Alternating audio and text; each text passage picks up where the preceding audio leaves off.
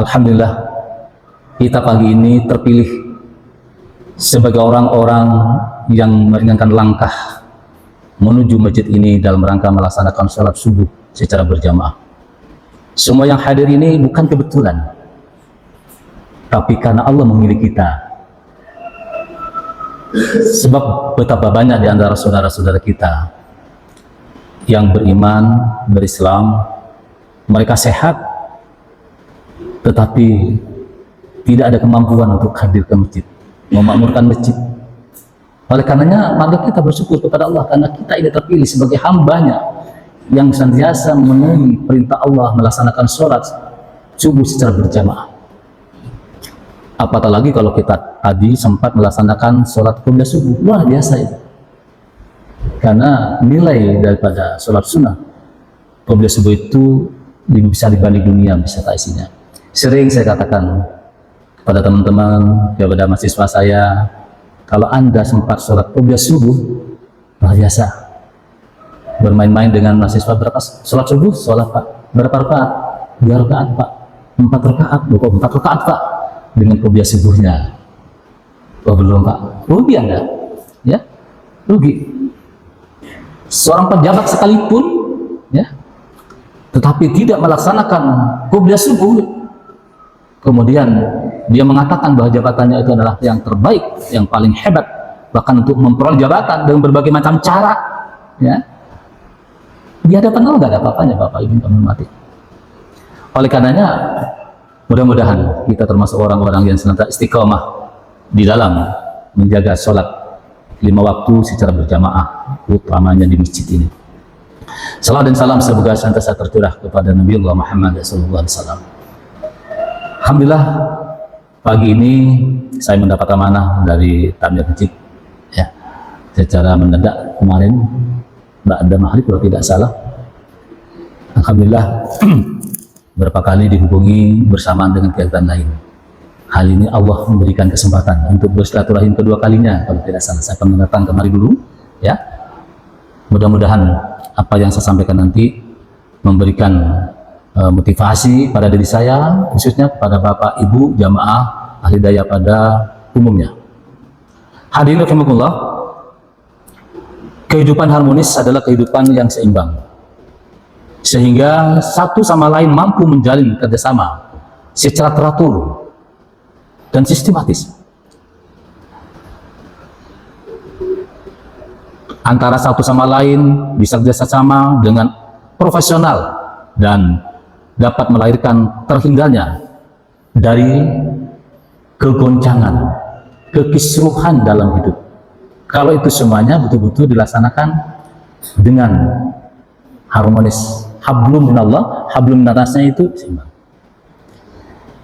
Mustahil Bapak Ibu jamaah rahimakumullah, ketentraman dan keamanan itu akan dicapai bila suasana tidak dapat seimbang. Hal tersebut baik menyangkut hubungan vertikal, hablum minallah, dan juga hubungan horizontal, hablum minasnya, itu tidak akan tercapai hubungan harmonis. Dan kita hidup perlu adanya suatu kondisi yang harmonis agar kita ini bisa melakukan satu aktivitas yang bisa tentram, tenang. Seperti saat ini kita bisa melaksanakan sholat subuh dengan tenang, ya, dengan khusyuk insya Allah. Karenanya manusia dalam menghadapi lingkungan itu harus menjadi subjek, bukan objek, ya. Jamaah rahimakumullah, agar kedudukan manusia sebagai khalifah mampu menjalin hubungan yang harmonis terhadap alam sekitarnya, maka perlu adanya keseimbangan antara ilmu dan amal, keseimbangan antara individu dan masyarakat. Tidak boleh masing-masing itu mengaku dirinya paling hebat. Masing-masing individu egois, nggak bisa. Harus seimbang antara individu dan masyarakat. Tidak bisa masing-masing individu itu mempunyai keinginan untuk melakukan kebebasan secara mutlak. Karena pada hakikatnya melakukan atau menginginkan melakukan kebebasan mutlak itu akan merugikan orang lain. Oleh karena harus seimbang. Seimbang antara akal dan nafsu. Seimbang antara kepentingan duniawi dan kepentingan ukhrawi. Dan yang kelima, seimbang antara aspek lahir dan batin. Hadirin berbahagia, hadirin rahimakumullah. Pada kesempatan ini, Bapak Ibu yang kami hormati, mungkin tidak banyak yang saya sampaikan, ya. Yang pertama, seimbang antara ilmu dan akal. Ini saja mungkin, mudah-mudahan kalau memang cukup nanti mudah-mudahan terus sampai kelima itu, ya. Orang berilmu dalam Islam mendapat kedudukan yang tinggi. Hal ini disebutkan dalam Quran surat Mujadilah surat ke-58 ayat 11, ya. A'udzubillahi minasyaitonir rajim. Ya ayyuhalladzina amanu idza qila lakum tafassahu fil majalis fafsahu yafsahillahu lakum wa idza qilan susu fansusu yarfa'illahu ladzina amanu minkum walladzina utul ilma darajah wallahu bima ta'maluna khabir. Wahai orang-orang yang beriman, apabila dikatakan kepadamu berilah ke lapangan di dalam majelis-majelis, maka lapangkanlah. Niscaya Allah akan memberi kelapangan untukmu. Dan apabila dikatakan berdirilah kamu, maka berdirilah. Niscaya Allah akan mengangkat derajat orang-orang yang diberi ilmu beberapa derajat. Dan Allah Maha teliti apa yang kamu kerjakan.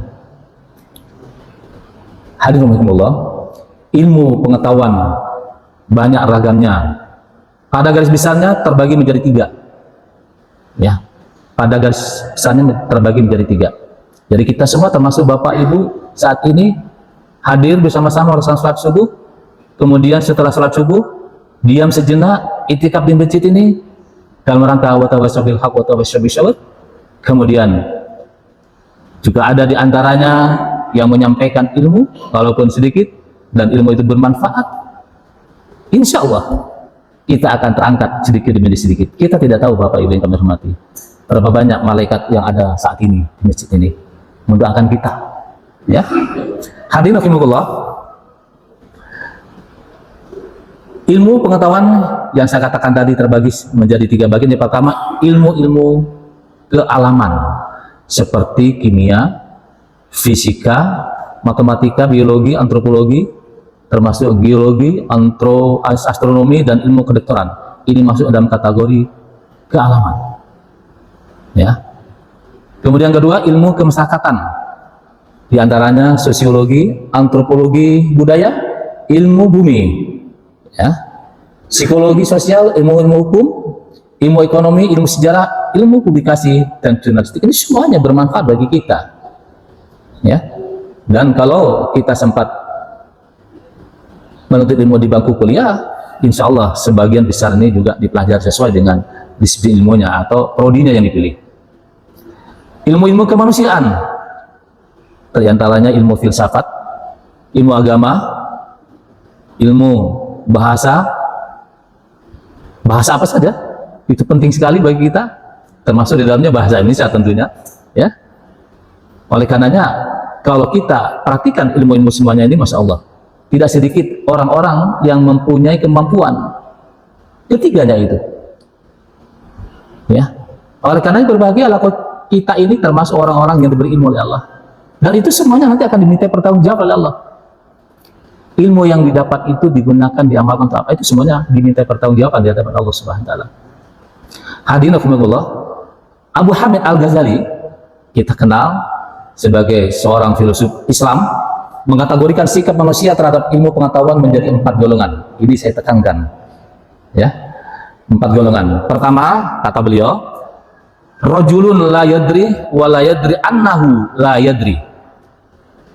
Ini sebagai renungan bagi kita, orang yang tidak tahu atau tidak berilmu dan tidak tahu kalau dirinya tidak tahu, ya. Ini tidak tahu kalau dirinya tidak berilmu. Bulan ini meskipun bodoh, tidak merasa Bapak dan Ibu jamaah mulia bahwa akan kebodohannya ini. Ini menurut Imam Ghazali jenis manusia yang paling buruk. Jadi orang yang rajulun la yadri wa la yadri annahu la yadri, orang yang tidak punya pengetahuan apa-apa dan dia tidak tahu kalau tidak punya pengetahuan apa-apa. Dia tidak berilmu. Kita berlindung kepada Allah dari golongan orang-orang seperti ini. Ya, kita berlindung kepada Allah. Kalau sampai masuk pada kategori seperti ini dan kita tahu, Masya Allah, kadang-kadang ada semangat aja ingin menjadi seorang terkemuka, pemimpin, padahal dia gak punya ilmu pengetahuan, gak punya kepantasan untuk menjadi seorang pemimpin begitu. Ini ada di negeri kita ini, ya, tidak sedikit hadir bahagia. Mengandalkan uang, dengan uangnya dia berupaya untuk menjadi orang yang hebat, padahal dia tidak mempunyai kepengetahuan apa-apa. Ini bisa berbahaya hadir bahagia. Kita berlindung kepada Allah dari golongan orang yang pertama. Kemudian yang kedua, rajulun la yadri wa yadri annahu la yadri. Orang yang tidak tahu, orang yang tidak mempunyai pengetahuan, tapi dia tahu, dia sadar kalau dirinya itu nggak punya ilmu pengetahuan. Ini kata Imam Ghazali, merasa sadar akan serba kekurangannya. Menurut beliau, jenis manusia ini masih tergolong baik karena ada kejujuran pada dirinya, ada pengakuan pada dirinya bahwa dia tidak pantas menjadi seorang leader, pemimpin, karena dirinya sadar dia tidak punya pengetahuan apa-apa. Dia tidak memaksakan diri hadir bahagia. Ini kata beliau, kata Imam Ghazali, relatif masih bagus gitu ya. Jadi bisa memantaskan diri bahwa dirinya itu tidak layak menjadi seorang pemimpin, ya, karena dirinya tahu tidak punya pengetahuan apa-apa, tidak mempunyai kepemimpinan, ilmu kepemimpinan. Kemudian yang ketiga, rajulun yadri wa la yadri annahu yadri. Saya ulangi, rajulun yadri wa la yadri annahu yadri. Seorang yang tahu, berilmu, dan dia tidak tahu, tidak sadar kalau dirinya itu berilmu. Untuk tipe ini, golongan ini, meskipun dirinya memiliki ilmu pengetahuan yang luas, akan tetapi kurang peka terhadap lingkungan, maka kurang mendapat faedah pada lingkungan masyarakat sekitarnya. Kendati pun dia mempunyai ilmu pengetahuan, tapi gak peka. Dia membiarkan di sekitarnya melakukan satu kemaksiatan. Masa bodoh dia, padahal dia tahu ini berbahaya sekali, berbahaya sekali. Orang seperti ini ingin mencari keselamatan dirinya. Kalau dia mengingatkan, khawatir, takut tidak mendapat jabatan, atau mungkin takut jabatannya diganti. Ini kondisi seperti ini tidak sedikit dari dia. Tahu atasnya itu melakukan suatu perbuatan dolim, tapi dia tidak memperhatikan. Makalah gimana menurut Anda? Baik, nggih, setuju Pak Ketua, setuju Pak Pimpinan, ya, lanjutkan. Padahal itu salah, itu merugikan orang lain. Ini berbahaya orang yang seperti ini. Dan dia melahir nanti, dia akan dipertanyakan oleh Allah, dan dia tidak akan melangkah kakinya sebelum yang pertanggungjawabkan. Anda ini tahu, tapi kenapa kok membiarkan perbuatan-perbuatan yang dolim? Apa jawabannya? Dia tidak bisa menjawab dengan baik. Ini bahaya. Ini renungan bagi kita hari bahagia. Renungan bagi kita agar kita ketika kita mempunyai kemampuan untuk menasihati orang yang melakukan satu kedoliman, kemaksiatan, maka harus kita ingatkan. Jangan seperti tipologi manusia yang mempunyai pengetahuan, bisa dia paham, dia ngerti dia, tapi dia diam. Menganggap dirinya itu ya ingin menyelamatkan tadi, padahal tidak selamat nanti. Ya, tidak selamat. Ibaratnya begini, sering banyak disampaikan oleh Ustadz. Kita naik sebuah kapal, berlayar dari Balikpapan ke Surabaya begitu ya. Kemudian kapal masyarakat atau penumpang yang di bawah itu ingin mencari, mendapatkan air. Nah, akhirnya itu harus naik ke lantai atas mencari air, ya. Ini sering disampaikan oleh para ustadz hanya dengan hadis ini. Kemudian dia berpikir, wah, daripada capek-capek sulit, mending kapal ini kita lubangin saja, atau ambil air dari sini sajalah. Nah, kita tahu itu, kemudian kita biarkan, berbahaya. Tidak hanya mereka yang merusak atau mengambil rencana ingin ngambil air dari bawah itu, sebab kalau itu dilubangi, dibolongi gitu loh. Cerita singkatnya, kapal itu air masuk dan semuanya tenggelam. Oleh karenanya kita nggak boleh melakukan, mendiamkan orang seperti itu, ya. Allah telah berfirman dalam Quran surat Al-Anfal ya insyaallah ayat 25, a'udzubillahi minasyaitonir rajim. Wattaqu fitnatal la tusibanna alladziina dzalamu minkum khassah wa'lamu annallaha sadidul iqab. Wattaqu, takutlah dirimu, pelihara dirimu dari suatu musibah yang tidak menimpa kepada orang-orang yang melakukan maksiat saja di antara kamu. Ketahuilah bahwa adab Allah amat pedih. Gitu. Insya Allah nanti kalau Bapak Ibu cek aja. Wattaqu fitnatal la tusibanna alladziina dzalamu minkum khassah wa'lamu annallaha sadidul iqab. Begitu firman Allah. Pelihara dirimu, takutlah dirimu kepada suatu musibah yang tidak hanya menimpa kepada orang-orang yang melakukan maksiat di antara kamu. Ketahuilah bahwa adab Allah amat pedih. Jadi kita semua hadirin bahagia, walaupun ilmu kita sedikit dan itu tahu membahayakan diri kita dan orang lain, nasihati. Kita sebagai warga kota Balikpapan menginginkan kota layak huni, ya, maka mari kita sama-sama menjadi orang-orang yang mempunyai kepedulian untuk saling mengingatkan terhadap kemaksiatan-kemaksiatan yang terjadi di kota ini. Jangan seperti orang yang ketiga tadi. Kita tahu itu maksiat, kita tahu itu suatu perbuatan-perbuatan yang dilarang oleh Allah dan Rasulnya, kemudian kita membiarkan, kita juga akan mendapatkan bahaya. Di sekitar masjid ini ada remaja, ya, yang waktunya sholat adzan dikumandangkan, kemudian dia asik bermain. Paling tidak kita ingatkan bapak-bapak ibu, dek, ayo sholat yuk, ayo sholat yuk, ingatkan. Ini sudah waktunya sholat maghrib, berhenti main gitarnya, gitu, ingatkan. Kalau ada lagi mereka berduaan laki perempuan dan itu kita tahu bukan suami istri, ingatkan, ingatkan. Ya, gak usah takut kepada orang tuanya. Justru kalau tahu orang tuanya, kita beri informasi kepada orang tuanya. Ini bentuk kepedulian kita dalam menegakkan kebenaran. Wa tawassaw bil haqq wa tawassaw bis sabr. Kalau yang kita tadi tahu dia ini maksiat tapi diam, bahaya itu. Tahu itu atasannya melakukan satu keboliman, manipulasi data, kita diam, berbahaya itu pada diri kita juga. Kita ingatkan dengan cara yang baik, sebagaimana imam tadi, nasihati, peringati, beri nasihat dengan cara yang baik. Ya, hadirin rahimakumullah. Kemudian yang keempat, ini rajulun yadri wa yadri annahu yadri, seorang yang tahu, seorang yang berilmu dan dia tahu kalau dirinya tahu, dia tahu kalau dirinya berilmu. Kata lainnya, dia alim lah, ya, alim. Ia benar-benar memahami akan keberadaannya, bahwa ilmu pengetahuannya bukan hanya untuk dirinya sendiri, tetapi demi untuk kesejahteraan umat manusia seluruhnya. Ini tentunya yang kita harapkan dan bahagia.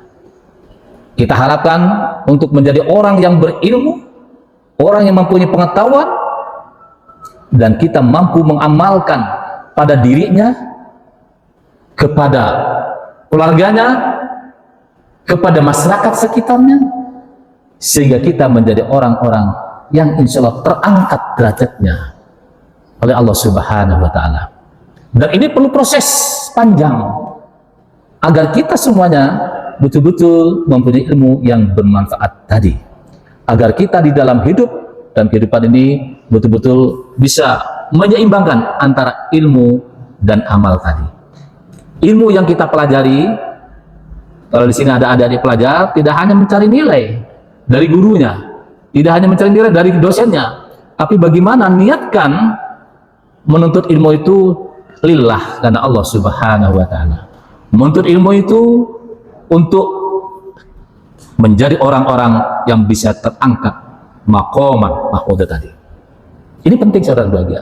Kata Imam Ghazali, orang yang seperti ini adalah orang yang insya Allah akan diselamatkan oleh Allah Subhanahu wa Ta'ala. Bagaimana proses agar kita bisa menjadi orang-orang yang rajulun yadri wa yadri annahu yadri, seorang yang tahu, orang berilmu, dan dia paham, dia tahu bahwa dirinya berilmu pengetahuan. Bisa melalui proses pendidikan formal, bisa melalui proses majelis-majelis ilmu seperti saat ini. Ini termasuk proses agar kita ini ada semacam tambahan baik secara kualitas maupun secara kuantitas iman kita ini. Sehingga kita di dalam bermasyarakat ini betul-betul kita terapkan wa tawasabil haknya itu diterapkan, dan juga wa tawasabil sabarnya. Tidak hanya kita mengajak saja, tapi harus betul-betul bisa menemukan nilai-nilai kesabaran. Karena hadirin bahagia Bapak Ibu jamaah subur rahimahullah, kita ini hanya diberi kemampuan untuk menyampaikan, sedangkan hidayah itu dari Allah Subhanahu wa taala. Oleh karenanya terus berusaha kita untuk menjadi orang yang berilmu pengetahuan, orang yang mempunyai pemahaman dalam syariat, sehingga kita bisa mengamalkannya dengan baik. Jangan sampai kita punya ilmu pengetahuan tetapi kita tidak mampu mengamalkannya. Tanggung jawabnya berat di yaumil akhir nanti. Oleh karenanya pada saat-saat seperti ini mudah sekali kita untuk mendapatkan ilmu pengetahuan tersebut dan berupaya untuk mengamalkan apa yang kita pelajari itu, sehingga kita di dalam hidup ini ada keseimbangan antara ilmu dan amal tadi. Kalau kita tidak seimbang, ya, menuntut ilmu terus tapi nggak diamalkan, ini juga nggak seimbang. Membiarkan saudara-saudaranya, bahkan keluarganya dibiarkan. Kita ada yang menjadi orang yang alim, orang yang banyak itikaf di masjid, keluarganya tidak tahu, ini berbahaya. Hadirin bahagia, ya. Oleh karenanya hadirin bahagia Bapak Ibu jamaah subur rahimahullah, saatnya kita untuk berbenah diri. Saatnya kita memulai dari diri kita. Kata Nabi, ibda binafsi, mulai dari diri sendiri. Karena pada hakikatnya kita untuk mengamalkan itu, menyeimbangkan antara ilmu dan amal itu mulai dari sendiri, mulai dari kecil-kecil, Hadirin Allah, jangan sampai kita rajin ke masjid sementara istri anak-anak kita terabaikan, anak kita tidak diingatkan. Tadi jam 3 Bapak Ibu saya bangun terkejut, anak saya itu buka pintu, ada apa ini? Keluar menasihati seorang pelajar, temannya anak tetangga, begitu ya. Saya nggak menyebut sekolah di mana, tapi sudah saya foto tadi. Loncat pagar, karena di rumah saya itu pagarnya saya tutup, dan ada orang di belakang itu yang tinggal di belakang, dan saya janji pagar rumah ini kalau malam pagarnya dikunci. Pak, Bapak saya kasih kunci, ini kuncinya. Jadi saya kasih kuncinya, pintu gerbang itu, ya. Yang 3 Bapak Ibu meloncat kemana? Apa nih? Ini meloncat apa? Dinasihati anak saya. Yang 3 mestinya kan sholat malam gitu. Ya. Saya install alarm itu biar nggak terlambat di sini, nyetel jam 3.15. Ternyata jam 3 sudah bangun kaget tadi. Bahagia. Coba bayangkan. Saya tanya, Anda siapa? Saya temannya si Fulan Pak. Anda tahu nggak bagaimana kalau orang yang berajar termasuk kategori apa itu? Ya, Pak. Jam segini Anda ini, coba bayangkan.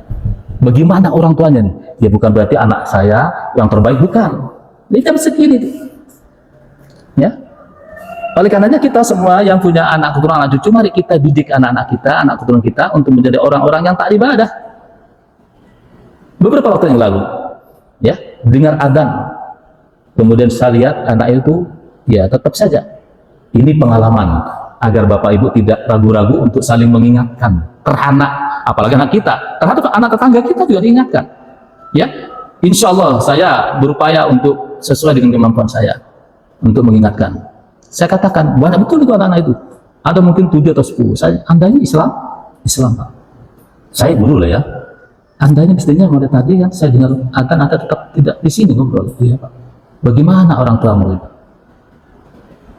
Nanti kalau kamu nggak berubah, saya pun sampai ke sekolahmu. Ini salah satu sekolah SMK swasta Bapak Ibu. Tidak perlu saya sebutkan juga sekolahnya itu. Ya. Nah ini diingatkan. Jangan kita ingin masuk surga sendiri Bapak Ibu. Masuk surga itu enak, tapi lebih enak kalau masuk surganya itu bersama-sama. Ya, bersama-sama. Diingatkan, apalagi keluarga kita. Ya, keluarga kita, anak kita, cucu kita, diingatkan. Mestinya kalau ini betul-betul orang tuanya paham, jam-jam waktunya ibadah itu harus diingatkan. Oleh karena hadirin bahagia, saya sering mengajak dan tidak bosan-bosan kepada masyarakat untuk sama-sama peduli terhadap lingkungan kita, keluarga kita, lingkungan kita, peduli. Ya, karena bagaimanapun hadirin bahagia, Allah tidak menanyakan hasil apa yang kita lakukan, tetapi Allah menanyakan proses sejauh mana kepedulian kita untuk mengimplementasikan pesan Allah, wa tawassaw bil haq wa tawassaw bis sabr tadi. Itu kita jangankan anak tetangga kita, anak kita pun, istri kita, ya tetap ingatkan terus dan terus ingatkan. Ini agar kita di dalam bermajelis ilmu seperti ini ada tindak lanjutnya. Apalagi kalau bapak-bapak setiap Jumat diingatkan oleh khatib, ittaqullaha haqqa tuqatih wa la tamutunna illa wa antum muslimun. Gitu kan? Setiap Jumat itu. Setiap Jumat. Banyak yang disampaikan oleh khatib, tidak hanya ayat tadi yang terkait dengan bertakwalah kepada Allah dan setiap diri dan perhatikan terhadap apa yang diperbuat untuk hari esok. Ya. Pertanyaannya hadir bahagia, sejauh mana kita, bapak-bapak yang punya kewajiban untuk sholat Jumat ini, merespon dan menindaklanjuti isi daripada khotib itu, daripada khutbahnya khotib tadi. Berupayalah Bapak Ibu kami hormati. Hari ini ibadah kita harus lebih baik daripada kemarin. Esok harus lebih baik daripada hari ini. Subuh ini harus lebih baik daripada subuh kemarin. Kalau subuh tadi tidak sempat sholat qobliyah subuh, tidak bisa diulang Bapak Ibu, karena besok ada lagi qobliyah subuh yang tadi nggak bisa diulang. Tanamkan tekad pada diri kita, besok saya jangan terlambat datang ke masjid, jangan terlambat sholat qobliyah subuh.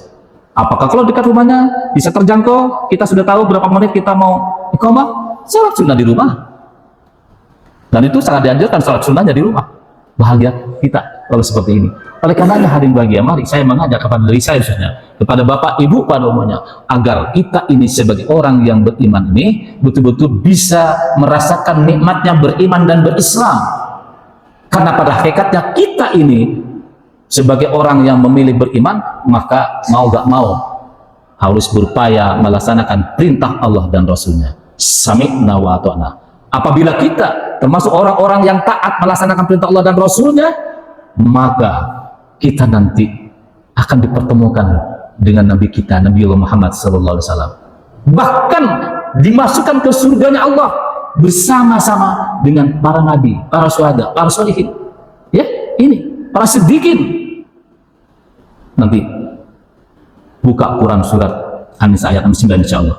Jadi kalau kita termasuk orang-orang yang taat melaksanakan perintah Allah dan Rasulnya, di antara An-Nisa ya Pak, An-Nisa ayat berapa tadi? Dan Rasulnya, maka kita akan dimasukkan ke surganya Allah, akan diberi hadiah oleh Allah untuk masuk ke surganya bersama-sama dengan para Rasul, para siddiqin, para syuhada, para sholihin. Itu hadirin bahagia. Oleh karena mari kita berupaya semaksimal mungkin di dalam hidup ini untuk mentaati perintah-perintah Allah dan berupaya mencontoh semaksimal mungkin contoh sunnah Rasulullah SAW. Karena kita tidak pernah bertemu sama Rasulullah. Tetapi kalau kita menanamkan nilai bahwa kita mencintai Allah dan Rasul di atas segalanya, insya Allah hadirin bahagia. Mari kita ajak anak-anak kita, istri-istri kita untuk menjadi orang-orang yang taat kepada Allah dan Rasulnya. Termasuk kita semua jamaah Al-Hidayah ini. Kalau kita semua termasuk orang-orang yang muttaqin tadi, yang disuruh oleh khatib setiap Jumat sekali, sepekan sekali diingatkan, dan kita betul-betul berupaya Jumat ini lebih baik daripada Jumat yang lalu, Jumat pekan depan lebih baik daripada Jumat ini, insya Allah tidak hanya di masjid Al-Hidayah kita dikumpulkan oleh Allah, di surganya Allah nanti kita dikumpulkan hadirin bahagia, ketemu lagi nanti di surganya Allah Subhanahu wa Ta'ala. Oleh karenanya berupayalah kita dalam hidup ini untuk menjadi orang-orang yang takut hanya kepada Allah Subhanahu wa Ta'ala. Terus kita belajar dan belajar, jangan berhenti belajar. Tadi saya katakan untuk mempunyai ilmu pengetahuan itu banyak jalannya. Bisa melalui proses kuliah, sekolah kuliah secara resmi, bisa juga melalui bermajelis-majelis simulasi seperti ini, bisa melakukan kajian-kajian khusus, dan itu semuanya dalam rangka untuk mempunyai ilmu pengetahuan dan pemahaman di dalam syariah ini. Mudah-mudahan kuliah subuh singkat ini bisa bermanfaat kita, dan kalau ada hal-hal yang perlu diperdalam dan dipertanyakan silakan Bapak Ibu hormati. Mudah-mudahan suatu saat saya bisa menyampaikan tentang lanjutannya seimbang antara individu dan masyarakat. Ya, sementara ini saja dulu, sebab bagaimanapun kalau kita dalam hidup ini ya terus diam Bapak Ibu, tidak pernah lagi melakukan kajian-kajian dan majelis ilmu, ya iman itu kan kadang naik kadang turun. Ya, jangan menjadi orang-orang yang sudah puas, sudah selesai kuliah, tidak lagi mau taklim. Itu tidak sedikit hadirin bahagia, tidak sedikit. Ya, maka sering saya katakan dulu ketika saya masih aktif di sekolah, ya, saya ngajak kepada para guru-guru agama untuk bermajelis ilmu. Jangan cukup Anda itu sebagai orang guru agama yang cukup dengan belajar di bangku kuliah, ya. Apalagi di bangku kuliah Anda itu dosennya ada yang macam-macam dosennya.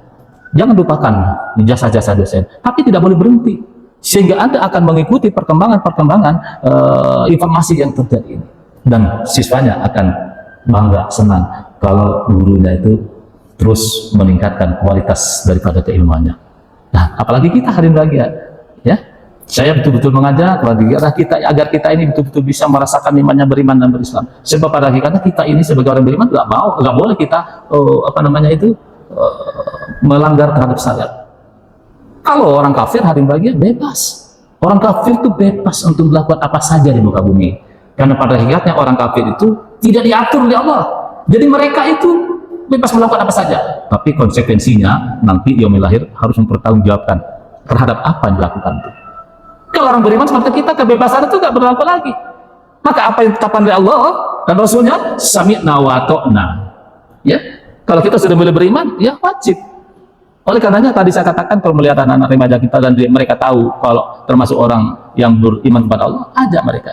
Kalau mereka katakan itu kan kebebasan individu, Pak, bebas saya mau apa? Enggak boleh. Kalau beriman itu wajib sholat.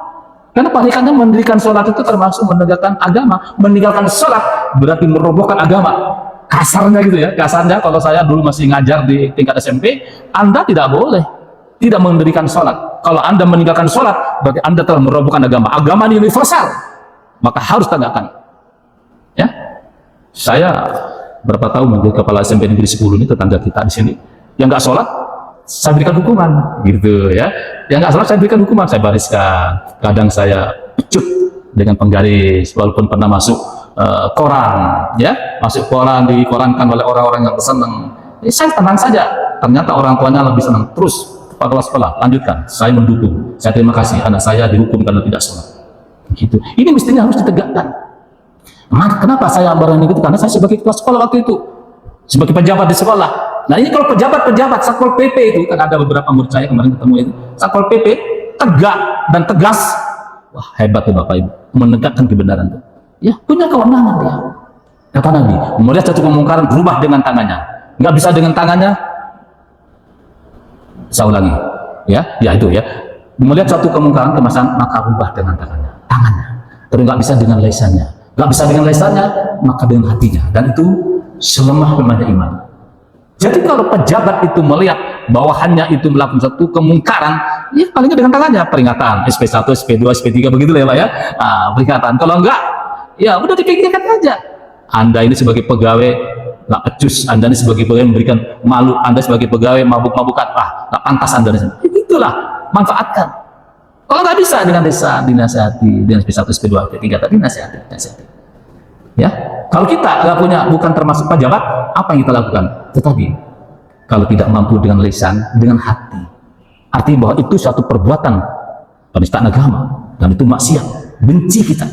Ini bagian daripada kelemahan daripada iman kita. Kalau bisa nasihati. Oleh karena itu bahagia, malah sekarang mari kita amalkan wa sabil haknya itu, ya. Karena kita di balapan ini tidak sedikit kemaksiatan, ya. Sering saya katakan di istiqomah itu. Habis subuh seperti ini, bagus, keluar ke lapangan merdeka itu, wah luar biasa itu. Pasangan laki perempuan remaja itu tanggung jawab siapa itu?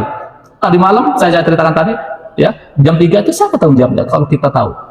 Kemudian kalau dilihat di banyak tempat-tempat di Balikpapan, di lapangan merdeka, di Taman 3 Generasi, ya toh, di Melawai dan lain sebagainya. Ini sebenarnya kalau Satpol PP itu ingin beribadah kepada Allah, walaupun bukan tugas jam malam, maksud saya bukan tugas wajib, dan ingin, Masya Allah, walaupun nggak digaji oleh wali kotanya begitu ya, dalam untuk itu, bagus sekali itu. Syukur-syukur kalau wali kota tahu, wah ini bagus orang ini, bagus layak ini menjadi pantas ini, menjadi seorang yang lebih tinggi lagi, wah begitu kira-kira. Oleh karena bahagia, mari sekali lagi, kalau kita sudah mulai beriman, saya katakan tadi, mohon maaf saya singgung tadi, maka kebebasan itu tidak bisa. Semua aktivitas kita disandarkan kepada syariat agama. Tak bisa kita melakukan kebebasan lagi. Kalau orang kafir silakan. Oleh karenanya bahagia, kenapa Allah menurunkan firman-Nya dalam 30 juz, 114 surat, 6.666 ayat. Ya toh? Kenapa? Begitu banyak Allah mengatur orang-orang beriman. Bahkan ayat-ayat itu tidak sedikit dijelaskan oleh 5.000 hadis. Karena pada hakikatnya orang beriman itu, Bapak Ibu yang mati, tidak hanya mempertanggungjawabkan di hadapan Allah tentang sholatnya, puasanya, hajinya, tidak. Tapi semua aktivitas yang dilakukan oleh beriman itu, orang beriman itu harus dipertanggungjawabkan di hadapan Allah Subhanahu wa Ta'ala. Allah ngatur kehidupan kita, aktivitas, masuk WC, keluar WC, mau tidur, bangun tidur, semuanya diatur, dicontoh oleh Nabi kita. Oleh karenanya berbahagialah kita, bersyukur kepada Allah karena kita diberi hidayah dari Allah. Sekarang bagaimana untuk melakukan, mengamalkan hidayah itu semaksimal mungkin agar kita mendapat taufik.